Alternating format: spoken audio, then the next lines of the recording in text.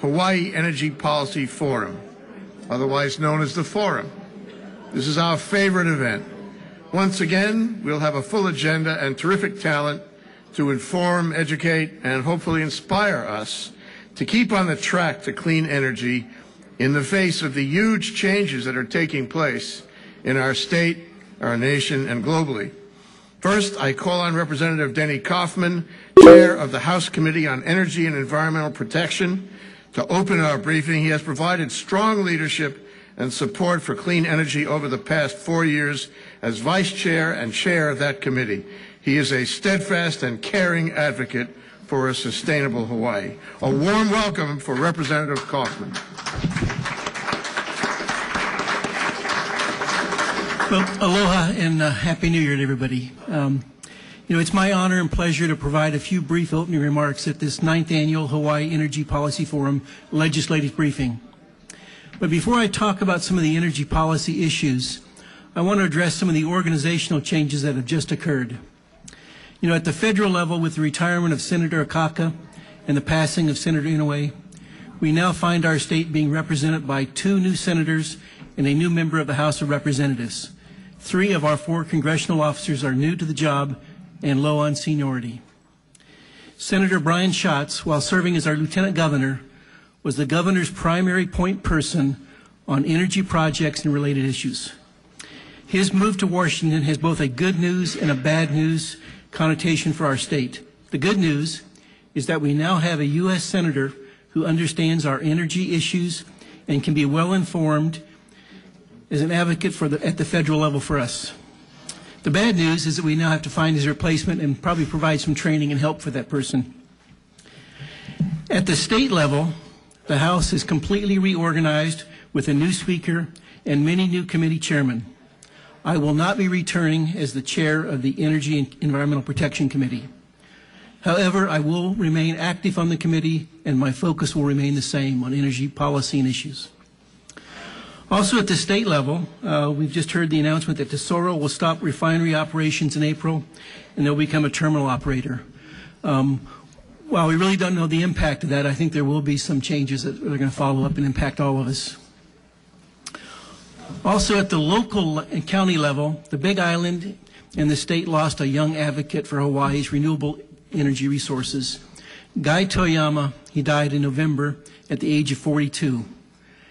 Guy was president and CEO of H2 Technologies and the executive director of Friends of Nelha. I personally worked with Guy on renewable fuel policy, and I will sorely miss his enthusiasm and passion for a sustainable Hawaii.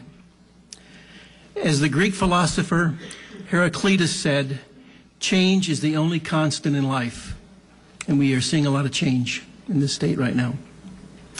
Okay, back to a few of the energy policy things, and these are some issues that are really carried over for the last 3, 4, 5 years that we're going to be working on for sure. We need to clean up the problems with renewable technologies tax credit. The policy dealing with the state needs to evaluate the benefits of LNG. It's pretty clear to me, and I think many in the state, that we need to have some kind of a carbon bridge. We just can't jump off of fossil fuels. We have to have a transition. Also, we're going to continue to work on the transition of the ethanol facilities tax credit to a biofuels tax credit or some production tax credit, something like that. And we need to restore some of the geothermal permitting policies that we actually took away from the counties. They have a right to have some controls in that area. And then we need to support funding for to expand the facilities to the PUC. It goes back to 2007. We gave the PUC the right to expand, to do a better job at what they need to do to help us grow in our energy world, and part of that's getting them facilities. So that's a key area.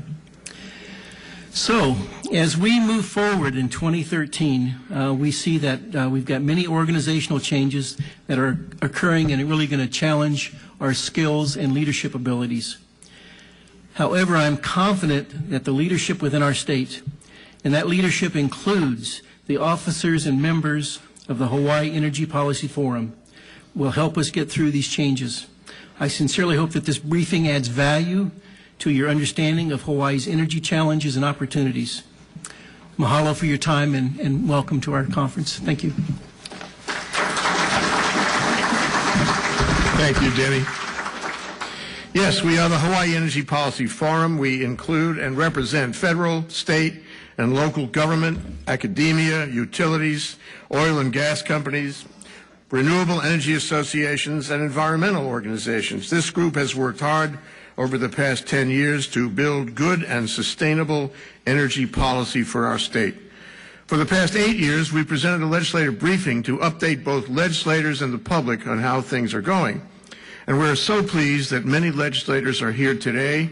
So that we catch you all, please stand to be recognized. We know that Senator Russell Rudderman is here. We know that Senator Laura Thielen is here and Representative Cynthia Thielen is here. Anybody else? Okay, thank you very much. Others called in to indicate their interest and regrets as they were off island. And we have 39 pace setters and experts in clean energy who you will all be able to meet on the third floor after we conclude this session. The number of legislators and pace setters in our briefing has doubled since last year. This suggests we must be getting somewhere, but we still have some major challenges, as will be discussed today. We'll discuss 3 major areas that the members of the forum agreed should be tackled to keep us on track to reach our clean energy goals. These involve issues around leadership, transportation, and in finding the right energy resource mix for Hawaii. After each presentation, we'll have 5 minutes for Q&A. Since time is limited, we'll take questions in writing and present as many as we can. To move along, we're asking the speakers to limit their answers to 1 minute. We'll post the overflow on hawaiienergypolicy.hawaii.edu. It's on your program. We can also address them at future briefings. As is often the case, the members of the forum are not unanimous on the extent and coverage of the issues to discuss. Some think we should have included more issues, and others think we should have included more perspectives on more issues. But there are more than enough issues to keep us busy today. We're going to highlight 5 issues of primary importance. We have precious little time to do even that, so we're teeing up with these issues in the hope that legislators will work with us to follow up with drill-down briefings later. Good policy requires that. So on with the program. The briefing today will provide updates on the current state of energy and on discussion of the major issues and controversies that we need to tackle. Let's start with updates on the state of energy. Mike Hamnett, co-chair of the Hawaii Energy Policy Forum, will give us a brief overview of the state of clean energy today, our vision, our goals, and the tough decisions looming on the horizon. A big hand for Mike Hamnett.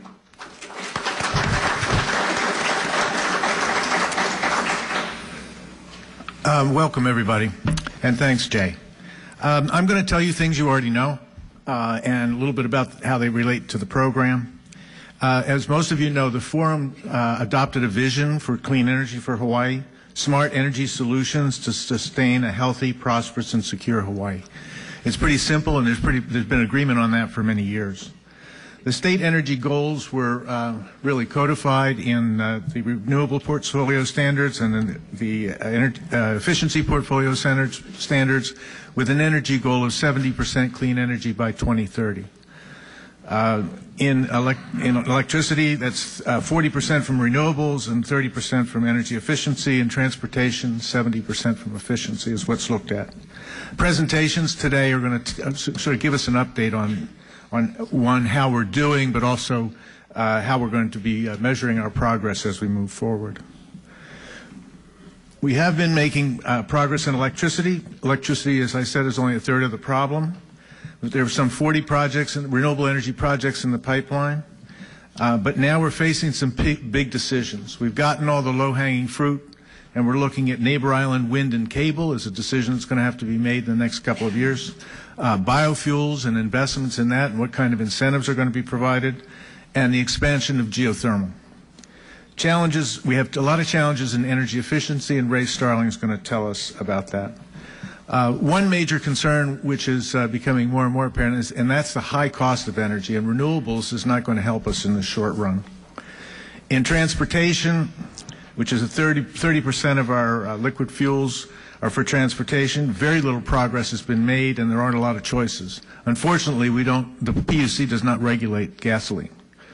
and there's not much that can be done. The new CAFE standards from the feds will help. HCEI is looking, the Hawaii Clean Energy Initiative is looking at electric cars, and they've got very ambitious goals for that. There's only one simple solution to the whole transportation thing, and that is to put a $3 tax on gasoline, an additional $3 tax. That would make us more efficient in transportation. We're also looking at big decisions. The big decisions in the immediate offing are the Neighbor Island Wind and Seabed Cable, incentives or subsidies for a high price of biofuels, and liquefied natural gas, as Denny said. That's both the Neighbor Island Wind and Cable, and the biofuels could potentially be, and LNG, liquefied natural gas, could potentially be two $1 billion investments in infrastructure. So those are big decisions. Some of those are with the PUC. Some of those are going to be with the legislature. So that's what we're facing now, and we've gotten all the low-hanging fruit, and it's time to sort of knuckle down and take on some of these big decisions. We'll hear more about where we are today, and we'll also hear how we're measuring our progress. Thanks very much. Thank you, Mike Hamnett. Yes, we have difficult decisions and expensive issues.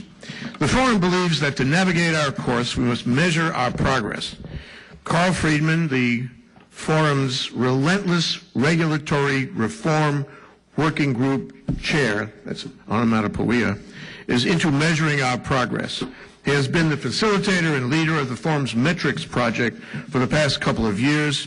It's close to fruition now, and we have asked him to report on its status and what we can expect in the coming months. A warm welcome for Carl Freedman. Hello, everyone. I'm going to give a very quick report on an ongoing project to develop metrics and status reports. And this is not the right button. There we go. Basically, the questions we're trying to address is, are we making progress towards our clean energy goals? Are we attaining the underlying objectives that are the reasons for our investments in a clean energy transition? And the real focus of this project is how we are going to measure that progress. Are we reducing our carbon footprint?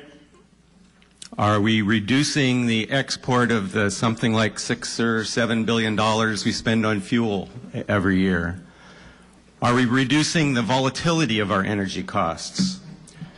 Are we creating green jobs for people here in the state of Hawaii? Are we increasing the reliability of our fuel supply? And in all of this, are we maintaining costs to the people who live here to make energy services affordable? And are we reducing environmental impacts? In order to answer all of those questions, we need to have good information, and we need to have a way to frame that information in a way that is meaningful to inform good decisions regarding investments, policies, and laws.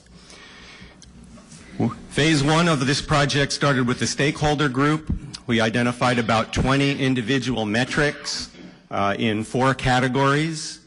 We're now in the middle of phase two, which is kind of the rigorous slog of going through and trying to develop all of the data and information that's necessary to inform those metrics.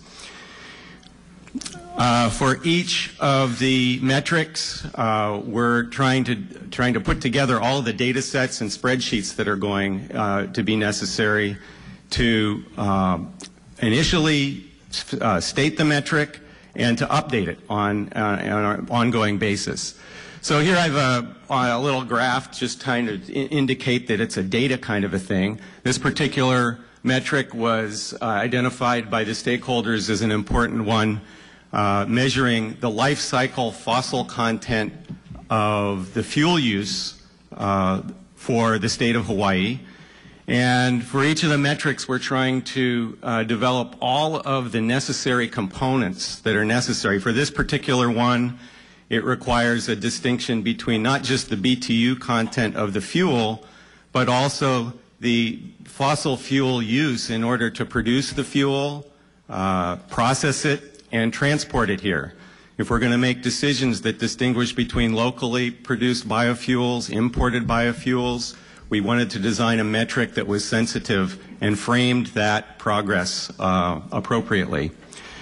And then, of course, we're trying to get accurate information. We're trying to get information over a long period of time and for each of the sectors. This particular sector, you can see here, this is the power production component on the bottom. The next one, this shows the transportation component. I just selected this particular one because a new focus of the forum is really realizing that transportation is a large part of the oil barrel pie. For this part of the project should be done in April. So as of April, all of the information, all of the spreadsheets should be publicly available to decision makers, to the university, to researchers, economists. And then the next phase that would follow this would be to develop the status reports that are going to be posted to express this in some meaningful way. So we'll all look forward to your ongoing interest and support. Thank you.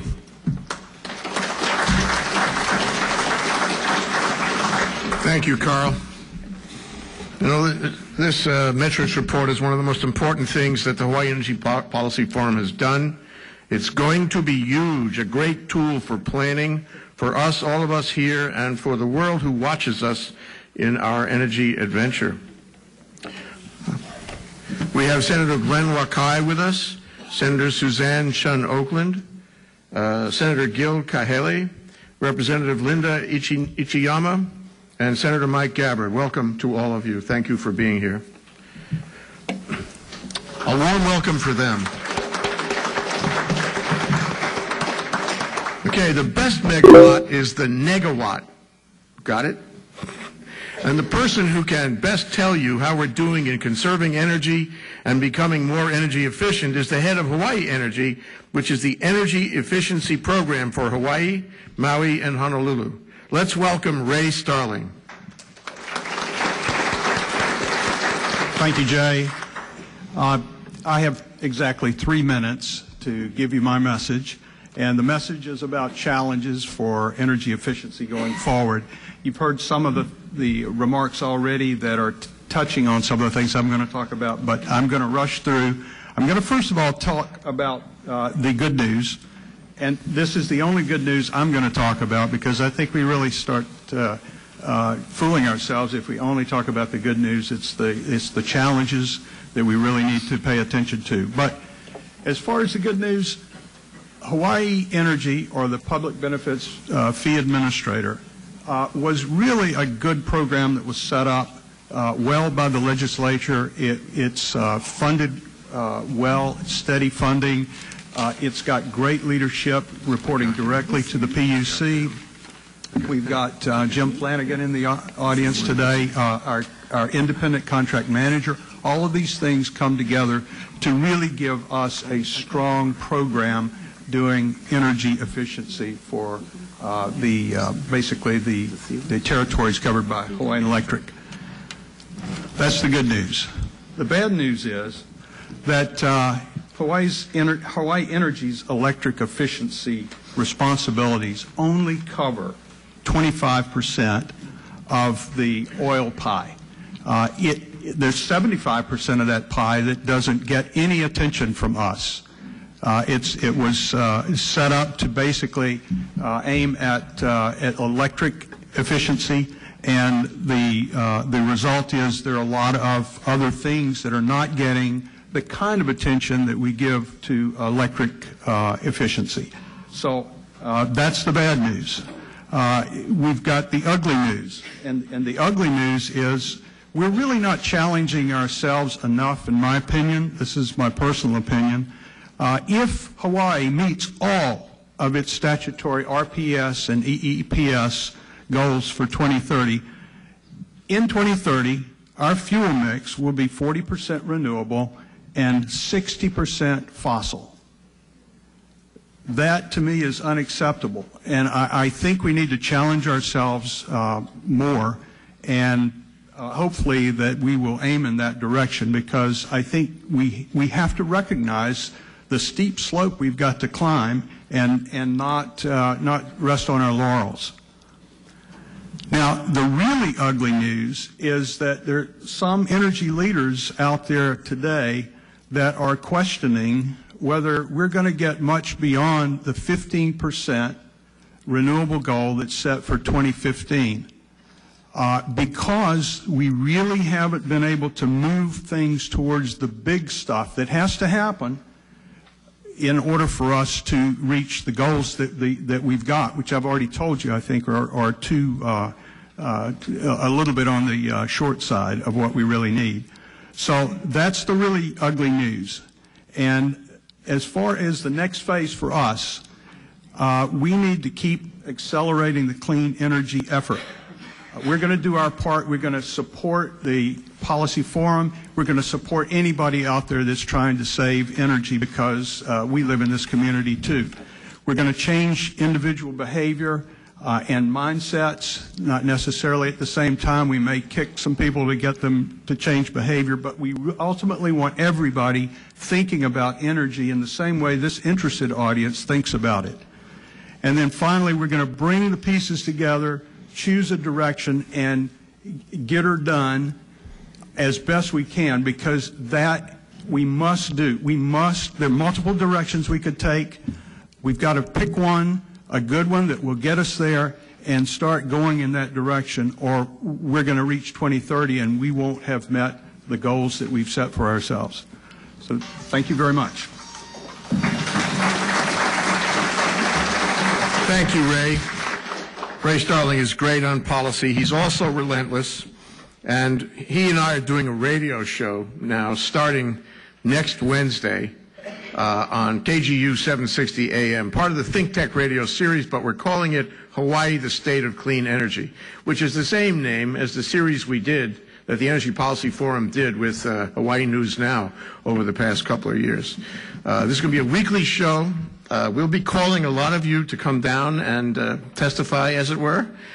So look forward to hearing from us and look forward to listening. It's 4 to 5 p.m. every Wednesday on KGU 760 AM, Ray Starling and me. And now to the main part of our program, the part we call Issues and Controversies. In October, the forum had its planning summit and identified 3 critical issues that can easily hold us up if we don't address them: leadership, transportation, and finding the right energy mix. So today we want to address these questions, get a handle on where we are, what's holding us up, and what we need to do in the legislature, in the PUC, and other parts of government, in industry, and among the public to pursue our transformation to clean energy. And we want to do that right here, right now, so let's get started. Now, during this part of the program, our staff will be walking up and down the aisles with Q&A questions for you. So please flag them down and write your question, whatever strikes you, and give those papers back to our staff, and so we will then ask as many questions as we possibly can.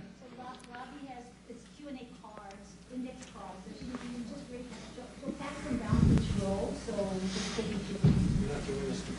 Okay. We're not giving you give us the questions, we give you the cards, and then just send it back to the person's name that you have questions for.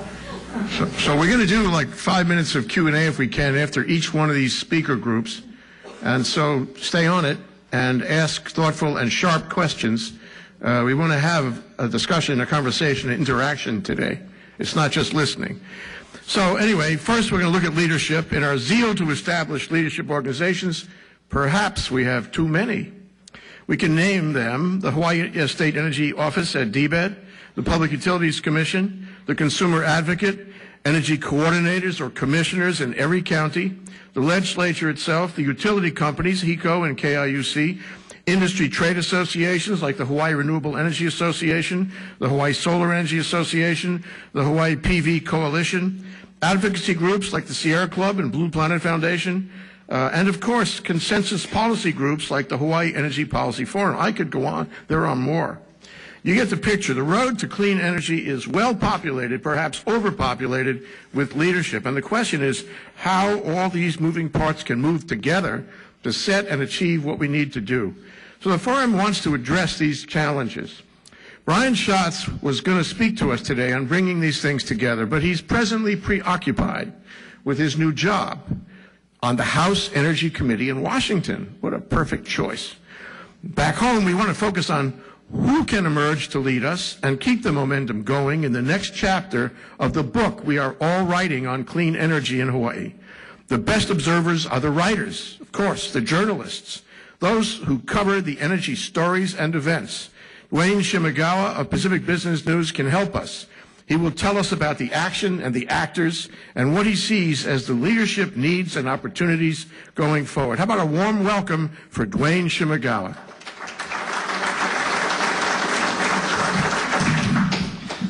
Thanks, Jay. Appreciate the shout out. Well, I'm going to start out by saying that this morning we had a pretty lively photovoltaic roundtable discussion at Pacific Business News. We have these once a month. We tackled PV this morning, and you know that's one of the industries that has had a lot of attention, a lot of issues in that industry. We usually have those roundtables. We set it for 1 hour. It spilled over to 2 hours and 2.5 hours. So you can see right there that that these PV contractors, PV stakeholders, they have a lot of issues, and especially with the legislative session coming up, there should to be more talk from them. So I want to start off by telling you, but when I first started writing out a story, you know, a good portion of it is reserved for the challenges that are being faced by, like I said, the PV industry, the wind industry, biomass, geothermal, and so forth. So what I'm trying to say is that a lot of these industries going in already know that there's these issues such as financing and permitting and, you know, costs associated with labor and land. You know, right at the top is the solar PV guys with their permitting challenge that they faced. What they told me this morning is that with the city and county of Honolulu's unveiling of their online permitting system, it has drastically helped out that process. Some have said that it took maybe a couple of weeks from turning in the permit to actually getting it back. Now it takes within 5 minutes. So that definitely cut the time very drastically short, and they're very happy about that. But, you know, the elephant in the room obviously is the tax credit issue, one that will be heavily debated this upcoming legislative session. And, you know, whether it's, you know, talking about a time to talk about a sunsetting it, or even you know, making it aligned with the federal tax credit. You know, these uncertainties are really concerning and hurting the industry. You know, that's basically the gist of what they're telling me this morning. So they're very excited and you know, looking forward to what's going to be decided upon and providing some certainty as they head into you know, the latter part of 2013. You know, in addition to, you know, the solar industry with their tax credits, you know, what they said was that, you know, although that, you know, that money goes, you know, basically taken away from the state, you know, they have provided for the state, you know, in the tepid construction industry, a lot of jobs, creating a lot of tax revenue. So they feel that, you know, the tax credit issue, you know, it should be looked upon very seriously and not just something where it's just going to disappear really quickly. You know, other industries such as wind, you see that First Wind, you know, they have 4 projects in Hawaii, and now, you know, they're looking into solar as well, so they see an opportunity there. But obviously, you know, for them with wind, the challenge is, I don't want to go into the Lanai and Molokai issues, but the space is the issue. Obviously, we're limited with land here in Hawaii. As far as geothermal goes, the Big Island leads the way with this, obviously. Maui has some opportunities. Puna Geothermal recently expanded. But now, you know, a challenge that the Big Island will face and possibly other areas is, you know, a bill that limits the drilling time to only during the daytime hours that is currently being looked at in Hawaii County. For biomass, very exciting industry, H-Power expansion, obviously. Maui is now looking to do their own version of H-Power. And the request for proposals is currently out. They've received a lot of interest from, here beyond, especially internationally. So that's an exciting venture for them. Wave energy, you have, the project being looked at Marine Corps Base Hawaii in Kaneohe. You have the Australian company Ocean Links. The challenge there, obviously, it's going to be stalled. The decision between HECO and Ocean Links was to basically put that issue to bed for now. With OTEC, you have OTEC International looking to propose a big project out off of the Leeward Coast. The challenge, obviously, it's not a proven technology here in Hawaii, so that's going to be one of their biggest challenges moving forward. Finally, I wanted to end up with the core of the challenge here in Hawaii. We have the State Energy Office. We talk about financing. They're going to be going to the ledge and asking for a bigger piece of that barrel tax, which currently stands at $1.05 that for every barrel that's imported here to Hawaii. They want now 27.5%. as opposed to 15 cents. So, as far as issues go, I mean, the main one here in Hawaii is the financing for most of the projects here. But thank you for the opportunity to speak, and appreciate it. Thank you, Dwayne. And thanks for covering energy. I mean, thanks to the press for covering energy. It is so important that we have all the information we can possibly have about what's going on. Now we turn to the sage political analyst, Jerry Burris, to assess and opine on how we're doing in all of the changes around us. Are we following the beat or missing it? And what will it take to keep the beat going and develop clear leadership to meet our goals? I call on Jerry Burris to give us some answers on leadership. Nobody promised you a rose garden, Jerry. Have at it. Award-winning journalists, what happens is journalists form associations of themselves and give awards to each other. So every journalist is an award-winning journalist. Jay asked me to talk a little bit about leadership, and I'm thinking in those terms of political leadership. And one of the key things that I've come to believe and come to see, and I'm sure my legislative friends will maybe agree, maybe not agree, is that by definition, political leadership has a short time frame. If you're a 2-year representative, a 4-year senator, or a 4-year governor, 6-year senator, whatever you are, that is your time frame. If you can't think really beyond that time frame, because if you believe you have something to offer the public, you have to get reelected. And to get reelected, you have to do things within the time frame of when you're in office.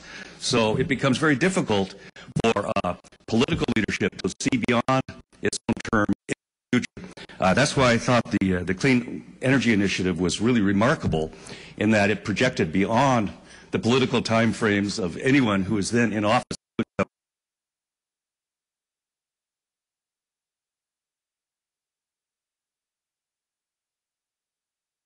Idealized goals, what we're going to do over the next 20 years, but can we take the steps, and sometimes painful steps, to accomplish those goals within the term of our current term? And that's the difficult thing. I'm thinking back to the 70s when we had the oil shock, and went on a binge of getting itself off its dependence on then very expensive oil. I remember at one point they were going to do a dramatic thing, take a prototype and make it